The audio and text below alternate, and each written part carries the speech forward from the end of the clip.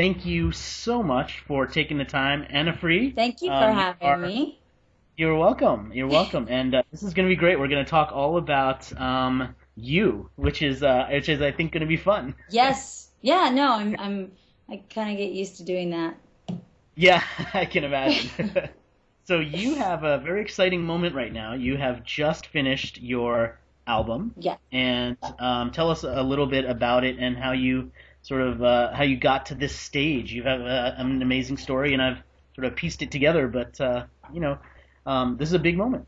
So, you mean the stage of the album or the stage of in my career, generally? Stage of the album mostly right now, because then we'll go backwards. I want to ask you Okay. about that So the as well. stage of the way we made the album was actually quite interesting because obviously I kind of sort of unwittingly came up on YouTube independently. It wasn't really like a choice. I had a lot of offers and people who did want to, work with me like in a more serious way. But obviously, because I was studying, majoring in economics in London, I kind of said no because I put my education first. That was important for me. And but alongside that, I put all my things on YouTube and I kind of ended up in this still independent position. And well, it's been like 4 years now, and I decided, well, I need to make an album. I want to make an album. And so it just kind of fell into place that these days there's so many artists like who are, kind of DIYing it, if you like. I really don't like that term, but it's the only term I Yeah, have. right. And so we teamed up with a company called Pledge Music, and there's a couple of other companies in the same vein that are kind of doing the same thing, crowdsourcing, fan funding stuff. And, I thought, well, why not? Like, there's nothing to lose. And I really like Pledge because Pledge is a two-way street, you know? It's a two-way street where you give the fans something to buy and then you deliver it and then obviously the fans are supporting you financially. So yeah, you And said that's one of the things that was sort of the reason for the Skype call, right? I mean, I was yeah, supporting the album, and one of the exactly. things you offered was to be able to chat face to face Yeah, with your and fan. also it's like for me it's not so superficial, it's not like the idea is to make the album and I really feel like the album is ours, like when I say ours I mean of the fans of the free world of whatever you want to call it. Like I really don't feel like well, it's mine, my product, my brand. Like I really don't feel like that. I feel like everybody has contributed to it, including me, including every single person who's taking care of the campaign behind the scenes as well, you know? And Yep. I think that it's important to recognize that. And actually, I'm trying to incorporate that into the album cover. So I'm not sure how it's going to be right now, but I'd really like to incorporate like a deeper message into what this album means That'd for be, me. that'd be very cool. I mean, I know that Fast Company did something like that. So take us back. I mean, one of the things that I just loved was the fact that over 4 years you've been posting these videos to YouTube, and they've definitely been evolving. I mean, you can tell the camera quality gets better, the sound Yes, I quality don't cut gets off better. my head. Yeah, it's true. Yeah, you get a microphone, and but that first moment, that first video was are you strong enough to be my man, Yes. right? Hmm.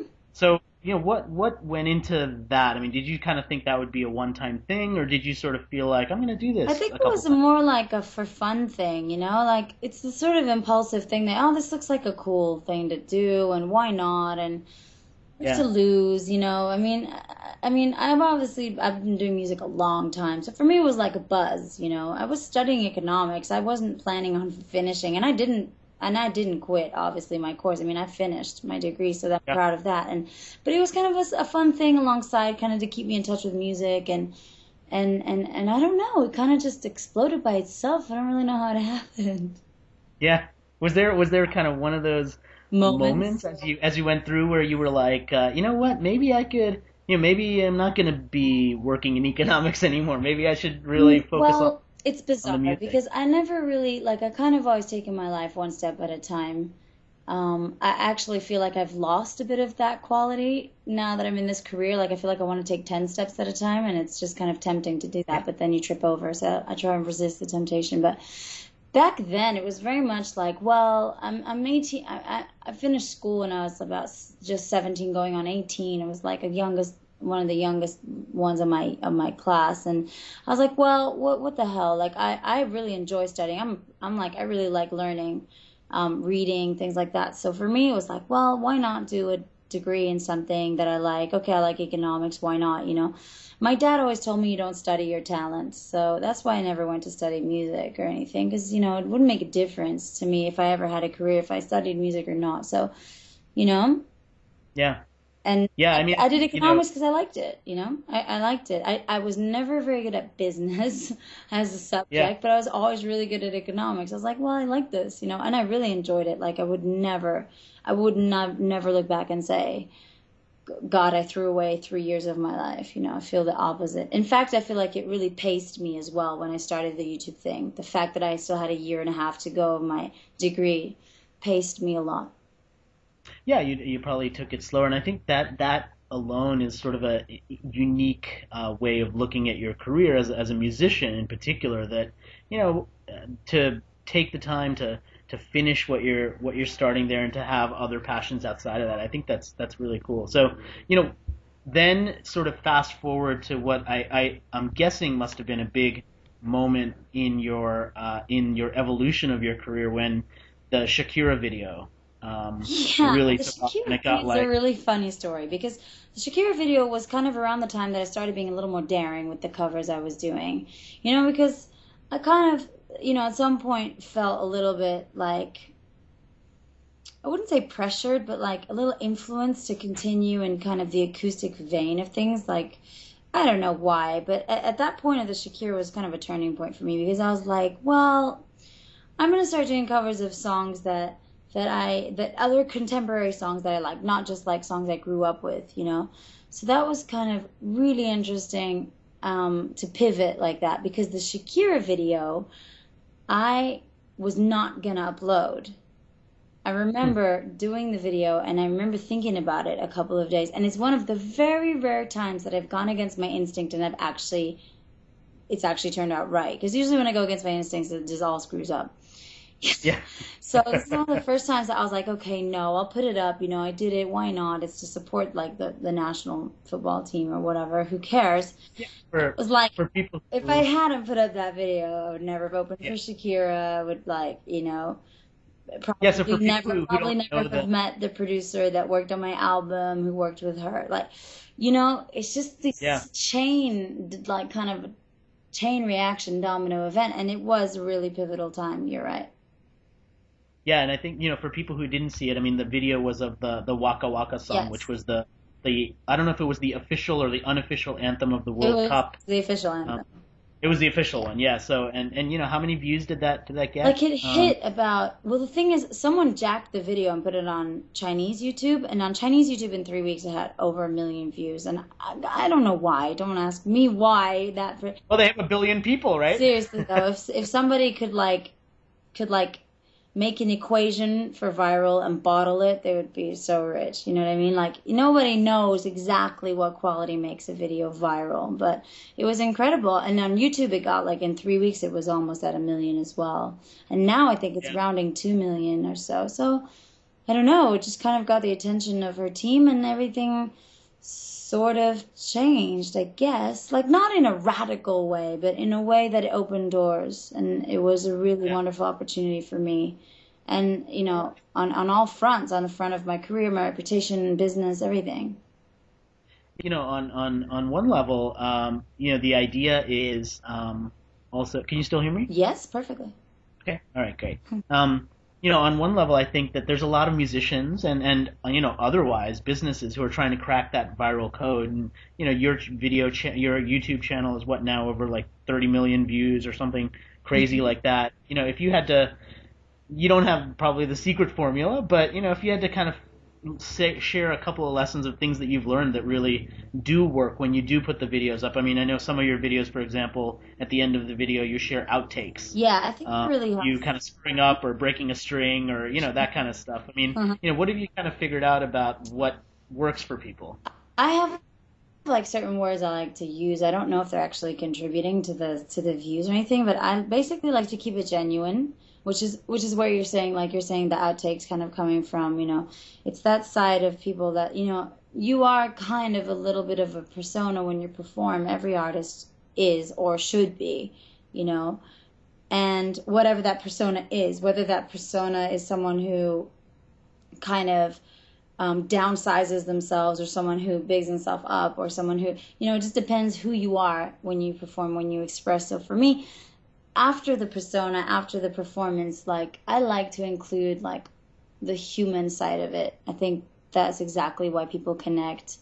And people often, you know, it's a bit of a different schools of thought about it. Some people are like, oh, you shouldn't show the outtakes because it's unprofessional. And some people are like, I love your outtakes because it's who you are. And it just shows like that you are, you know, just like everyone else, despite having 30 million Yeah. views, and like you're nothing special. Like, and it's good, you know, I really like him. But the thing is, sometimes I can't put outtakes because I just get it right. Like, you have days that you get it right and you just have no outtakes to put, you Yeah. know? And yeah, so So sometimes you accidentally get it right. yeah, sometimes you're like on a roll. Yeah, for Yeah, sure. For sure. that's Sometimes you're just great. on a roll. And other days you do it 10 times and you have really good outtakes. I don't know. I like to put them in there, you know.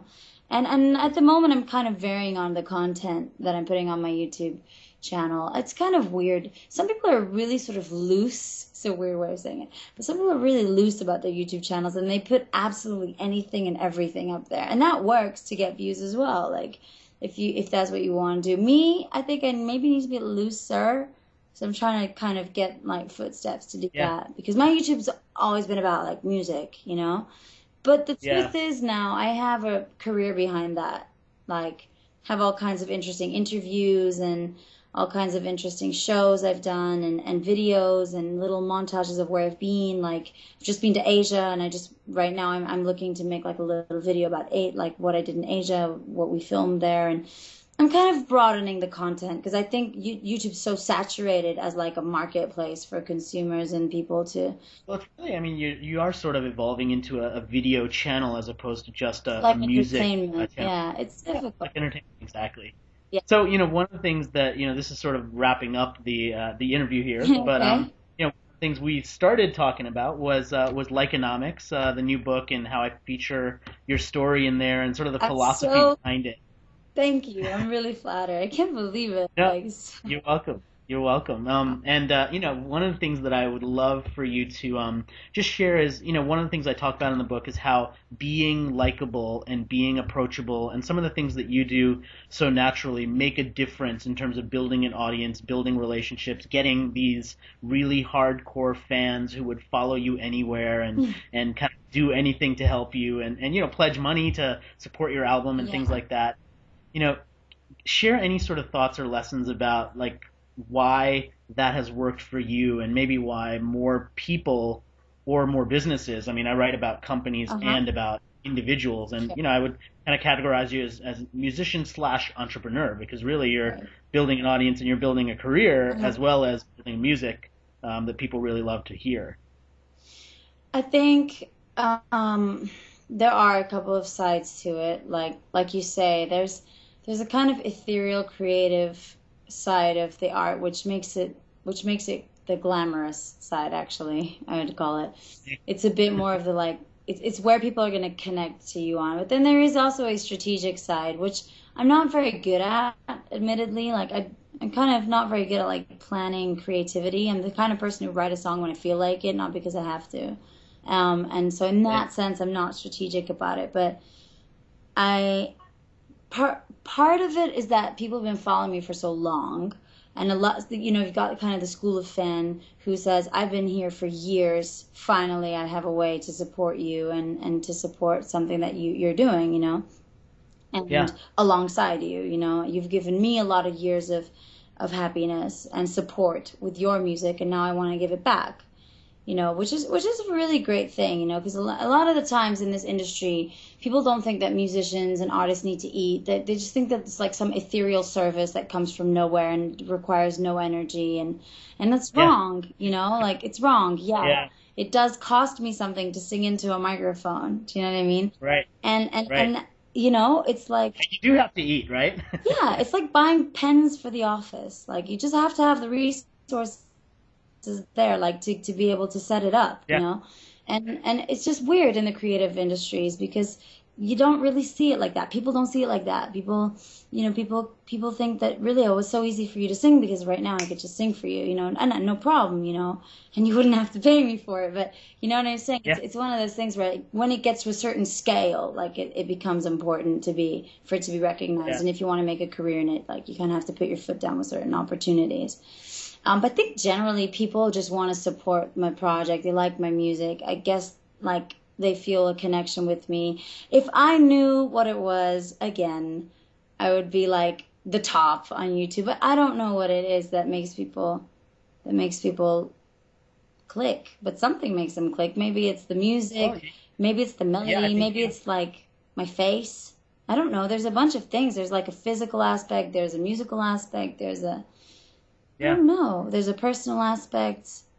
Yeah, well, simple. I think from my perspective as somebody who's written about it, but also is I think a fan of yours, I'd say it's the fact that you are doing all of these things and that we feel like we actually know you as a person. You're not just somebody who's singing the songs and stuff. So listen, I want to thank you so much for taking the time. No, you're welcome. Such a pleasure.